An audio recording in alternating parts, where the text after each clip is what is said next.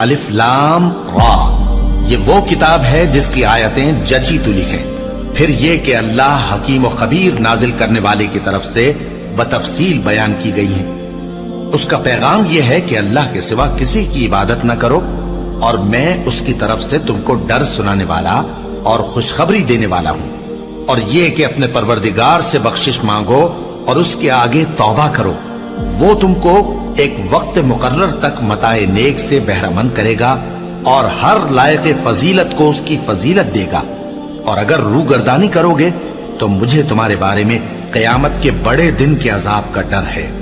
تم سب کو اللہ کی طرف لوٹ کر جانا ہے اور وہ ہر چیز پر قادر ہے۔ دیکھو، یہ اپنے سینوں کو دوہرا کرتے ہیں تاکہ اللہ سے چھپ جائیں۔ سن رکھو، جس وقت یہ اپنے کپڑوں میں لپٹ رہے ہوتے ہیں تب بھی وہ ان کی چھپی اور کھلی باتوں کو جانتا ہے۔ وہ تو دلوں کی باتوں تک سے آگاہ ہے، اور زمین پر کوئی چلنے پھرنے والا نہیں مگر اس کا رزق اللہ کے ذمے ہے۔ وہ اس کے رہنے کی جگہ کو بھی جانتا ہے اور جہاں سونپا جاتا ہے اسے بھی۔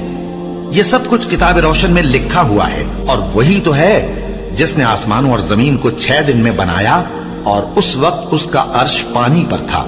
تمہارے پیدا کرنے سے مقصود یہ ہے کہ وہ تم کو آزمائے کہ تم میں عمل کے لحاظ سے کون بہتر ہے۔